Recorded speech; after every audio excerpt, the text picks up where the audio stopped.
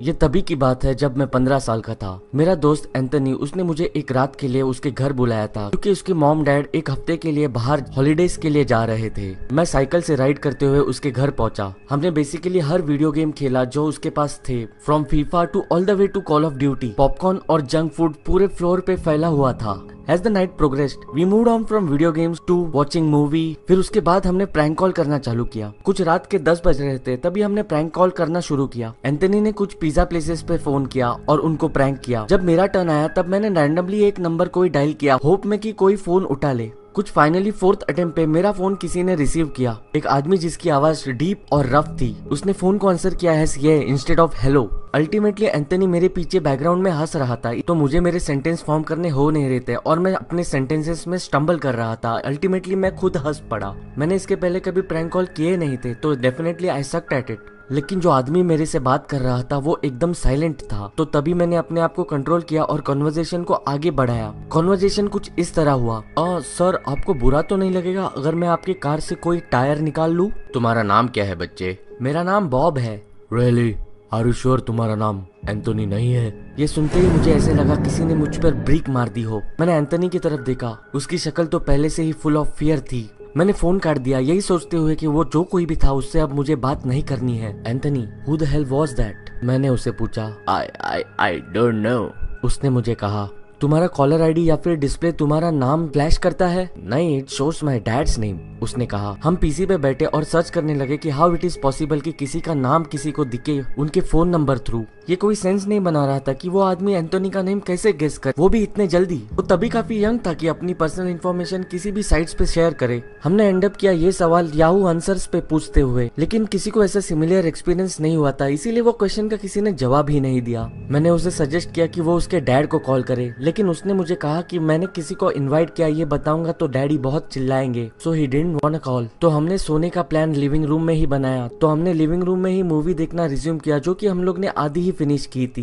वो phone call जो अभी हुआ था वो अभी भी हमारे माइंड में चल रहा था। तभी एंथोनी और मैंने दोनों ने एक दूसरे की तरफ देखा। जब भी हमको आवाज आई दरवाजे के लॉक की विगल करने की, और वो डोर नॉक टर्न हुआ, लेकिन दरवाजा खुला नहीं क्योंकि वो दरवाजा लॉक्ड था। एंथोनी ने टीवी बंद कर दिया और मैं खिड़की की तरफ गया, बाहर कौन है देखने के लिए। मैंने खिड़की के ब्लाइंड्स को स्प्रेड किया और बाहर देखा। वहाँ पे एक लंबा आदमी खड़ा था। उसने ब्लाइंड्स को मूव होते हुए नोटिस किया और उसने मेरी तरफ देखा।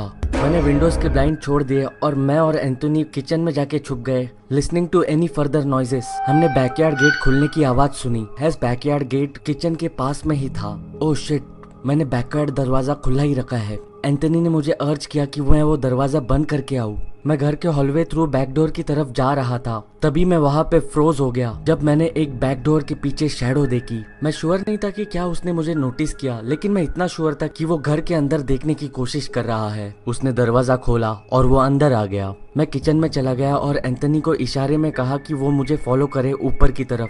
हम ऊपर एंथोनी के रूम में पहुंच गए as quietly as possible और धीरे से दरवाजा भी बंद कर लिया विदाउट मेकिंग एनी नॉइस। हम उसके बेड के नीचे क्रॉल करते हुए चले गए। उसके बेड का क्लॉथ नीचे तक बेड को कवर करता था, तो कोई अंदर नहीं देख सकता था until and unless वो क्लॉथ को मूव किया जाए। नीचे का ऊपर स्टेयरकेस की तरफ आने वाला दरवाजा खुल गया और अभी उस आदमी की फुटस्टेप्स स्टेयरकेस चढ़ रही है ऐसे सुनाई दे रहा था। अभी वो आदमी एंथोनी के रूम के बाहर आ चुका था। रूम का दरवाजा खुला। मैं एंथोनी की ब्रीथिंग सुन सकता था।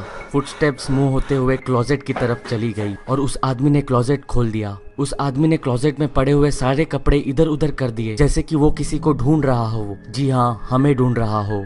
अब फुटस्टेप्स बेड की तरफ आई और वहाँ पे स्टॉप हो गई। मुझे ऐसे लगा कि मेरा हार्ट मेरे चेस्ट से एक्सप्लोर होके बाहर निकलने वाला है। एंथोनी की ब्रीथिंग काफी लाउड थी, इसीलिए मैंने अपने हाथ से उसका मुंह कवर कर लिया।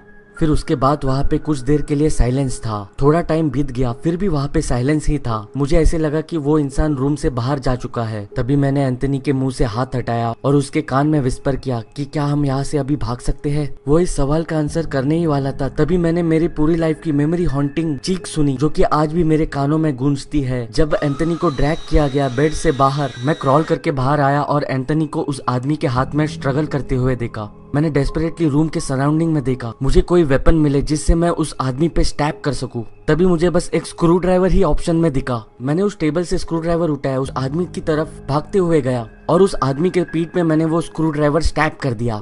उसने एंथनी को छोड़ दिया। वो एक पेन में चला गया और हमको इतना टाइम दे दिया कि हम उस घर से बाहर निकल सके। रोड पे भागते हुए जाना वो काफी रिस्की था क्योंकि उससे उसको हमारी पोजीशन पता चल जाएगी और वो हमें चेस करके पकड़ भी लेगा। एंथनी के नेबर का हाउस बहुत ही ज्यादा दूर था तो उनके पास जाना भी ऑप्शन में नहीं बन रहा था, इसलिए हम झाड़ियों में चले गए और एक बुश के पीछे छुप के हम घर की तरफ देख रहे थे। घर का बैक डोर खुल गया, वो आदमी बाहर आया और वो आदमी बैकयार्ड के इर्द गिर्द देखने लगा। फिर वो झाड़ियों में स्कैन करने लगा। मुझे लगा उसने मुझे देख लिया जब उसकी आई लाइन हमारे डायरेक्शन से पास हुई। ऐसे लग रहा था it was too dark for him to see us. और फिर उसने अपना सर हमारे डायरेक्शन में मूव किया। तभी मैं बुश के पीछे छुप गया। जोई, वो आ रहा है। क्या? डूड, गेट अप, अपने को यहाँ से भागना होगा। एंथनी सच बोल रहा था, वो आदमी हमारी तरफ ही आ रहा था। He was approaching us very fast। हम वहाँ से भागने लगे। हमारे नीचे से जो लीव्स की आवाजें आ रही थी वो हमारा पोजीशन उसको बता रही थी और अभी हम काफी श्योर थे कि उस आदमी को हमारी पोजीशन पता है। हम तभी रुके जब एंथनी किसी चीज से टकराया और गिर गया। मैंने एंथनी के साथ नीचे क्राउच किया, होप करते हुए कि हम काफी दूर भाग के आ चुके होंगे, लेकिन कुछ 20 सेकंड भी नहीं हुए होंगे और हमें फिर से फुटस्टेप्स की आवाजें आने लगी उसी डायरेक्शन से जिस डायरेक्शन से हम भागते हुए आ रहे थे। वो फुटस्टेप्स स्लो हुई हमसे कुछ 2 ट्रीज की दूरी पर। हम लोग नीचे मुंह रख के लीव्स में लेटे रहे। फिर कुछ देर बाद वो फुटस्टेप्स हमसे अपोजिट डायरेक्शन में चलने लगी। हम वहाँ पे लेटे रहे जब तक हमें वो आवाज पूरी तरह आना बंद हो गई और फिर हम वहाँ से हमारी घर की डायरेक्शन में भागने लगे। जब मैं वहाँ से भाग रहा था, नीचे लीव्स की आवाज और मेरी हेवी ब्रीथिंग की आवाज के बीच में मुझे ऐसे लग रहा था कि मेरे पीछे से कोई भागते हुए आ रहा है। हम उसके बैकयार्ड में पहुंच गए और उसके घर के अंदर चले गए और इस बार हमने दरवाजे को लॉक करना भूला नहीं। हमने घर पे पहुंचते ही पुलिस को फोन किया। एंथनी पुलिस के साथ फोन पे जमा रहा और मैं किचन विंडो से पेट्रोलिंग कर रहा था कि कोई घर के इर्द गिर्द है तो नहीं। वहाँ पे बहुत ही ज्यादा डार्क था, मुझे कुछ दिखाई नहीं दे रहा था। तभी मैंने कुछ ऐसा किया जो कि बहुत ही ज्यादा स्टूपिड था और मैं आज भी उसको रिग्रेट करता हूँ। मैंने किचन लाइट ऑन कर दी और इमीडिएटली तभी मैंने उसे देखा। थोड़ी सी ही दूरी पे झाड़ियों में था। वो झाड़ियों के पीछे चला गया और डिसअपियर हो गया। वो आखिरी बार था जब मैंने या फिर एंथनी ने उसे देखा होगा।